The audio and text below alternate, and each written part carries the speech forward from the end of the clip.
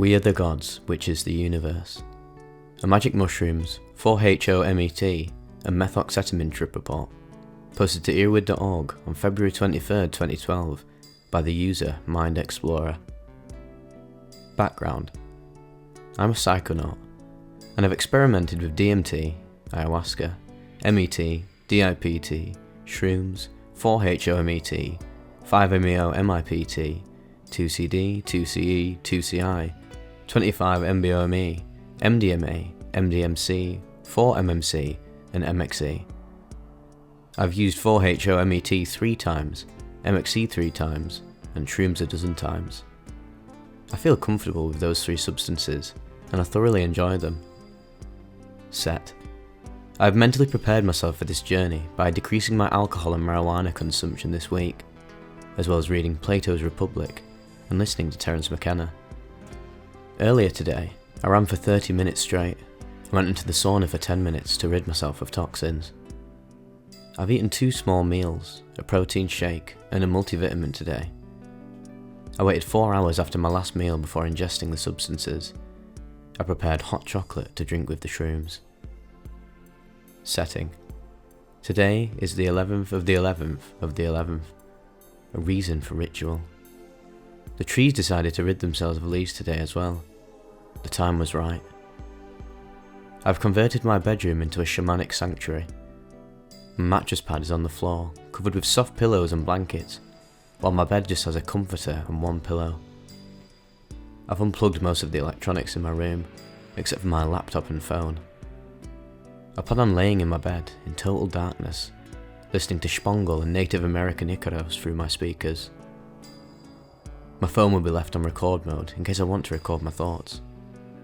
I journey alone. Start. 9:09 PM. Ate 1 gram of mushrooms, drinking hot chocolate to mask the taste. 9:15. Consumed 25 milligrams of MXE and orange juice. 9:35. I begin to feel off baseline. I feel a little drunk and I can tell that the MXE is beginning to take effect. 9:40. I started the soundtrack I prepared for this night. I placed 50 milligrams of MXE and 20 milligrams of 4-HO-MET under my tongue and turned off all the lights. Then, I lay down in my bed and let the journey begin. The first part of this report was written before my trip. From here on out, I base my time estimations on the soundtrack I created. For convenience, I would like to place the 0 hours mark at 9:40 when I started the soundtrack. I'm writing this the next day. I swallowed some of my saliva. It was accompanied by a really bitter taste, and I began to notice some mild hallucinations. I could feel the synergy of all the drugs interacting with one another, fighting for dominance. Right now, I feel in control. 20 minutes. The MXE seems to be dominating the trip. I feel calm, lightweight, and very euphoric. The hallucinations alternate from the blocky, fluid-like MXE visuals to the grid-like tryptamine visuals of the mushrooms. It comes in waves, and I still feel in control of this experience. 30 minutes. I notice that the hallucinations have kicked up a notch now. I see dark trails behind my hands as I move them around, and I look around the room and realise that I'm tripping very hard and might not be in control of this for much longer. So I swallow all the powder that was left in my mouth, and I washed it down with water and orange juice, swishing the liquid around my mouth. I notice that I can't feel the bottom of my mouth at all where the chemicals were, but I don't care. I just lay back down in my bed and feel waves of energy coursing through my body. Right now, I have no nausea, feel calm, and are very comfortable. 40 minutes. Things get very weird. The hallucinations begin to become real, and time starts to lose meaning. My consciousness becomes fluid and starts to break apart like a liquid. 1 hour, ? At this point, ordinary reality was completely obliterated. I felt like I'd broken a hole in the space-time continuum, and every human being on Earth was aware that this had occurred. I will now attempt to describe what happened as best I can, but I can only tell it as a story. I'd embarked on a shamanic journey. Many have travelled this path before. At first I was lost, so I allowed the spirits to guide me, which was my only source of comfort. But there were many of them to choose from, many enticing me, but I wouldn't let myself get taken over by them, because I couldn't tell which ones were good and which ones were evil. This happened in cycles. Every time that I left the comfort of a spirit, I came closer to death. It was a process, and I realised that reality was a creation of my mind, and that I had become my environment. Once I became more aware of this new form of existence, I realised that what I thought were spirits were actually shamans around the world. They were people on Earth right now that were connecting with me in this hyperdimensional energy field. I entered a connection with a shaman that was somewhere in South America, and through him, I began to learn how to use my new powers. We began to create energy fields, but I would struggle against the connection. I was concerned that I was participating in black magic of some kind. I didn't know if it was good or bad, but when I struggled against the connection, I was brought closer to death. At some point, I thought I was actually dying. I was on the cusp of being alive and dead, but something deep within me said, "No, you will not die. You must choose to live." "But how?" I asked. "You must become," it replied. I began to wave my hands around in a circular motion, which was responsible for forming the world around me. I started to take deep breaths in and out, in and out. That's how I knew that I was alive.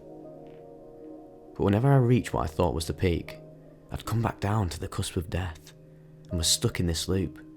Every time that I came back down, I was closer to death itself. Through this process, I became more and more powerful. Terence McKenna himself was with me, and he told me, "You can do it. You can do it. Don't give up. Remember what you have learned. Every single occurrence in your life has led to this moment. This is real. This is actually happening. Novelty is reaching the infinite point, the end of history." I felt as if I was in a birthing process. I could feel the presences of the DMT elves, and they encouraged me to do something. At first, it was very difficult, and I thought it was impossible. But deep down inside me, I realised that I was the Messiah. I was the one. I was Neo. I would succeed where everybody before me had failed. This was the purpose of my life. This was why I existed. I began to move around my bed in strange motions, and I felt like I was hatching out of a cosmic egg. I started to become more godlike. And then, I became God. I realised that I am responsible for all of existence. I became the One, which is the universe, which is the mind. You did it. You finally did it. You fulfilled the prophecy. All of the elves were cheering me on. I could hear thousands of people cheering. This is what the machine elves had always wanted us to do.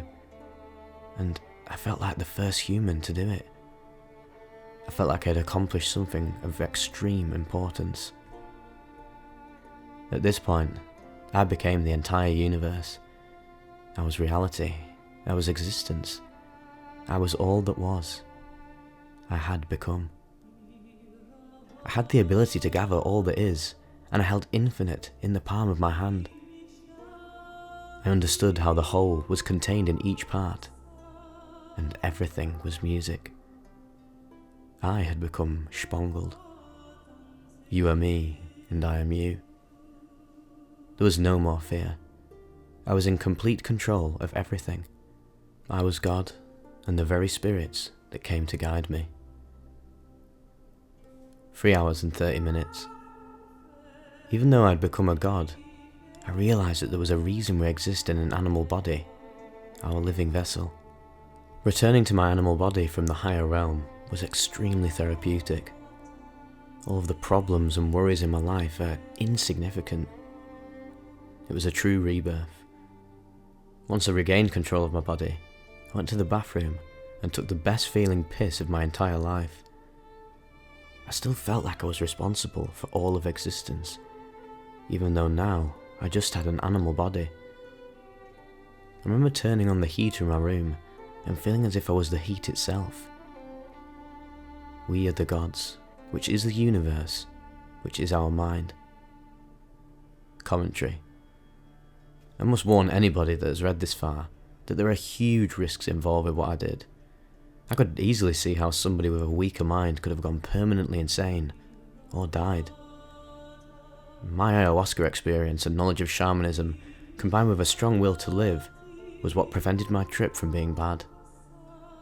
With that being said, this was the most profound and therapeutic experience of my entire life. What lessons did I learn? Free will exists. We must choose to live. We are in control of our existence. We are the gods, which is the universe, which is our mind.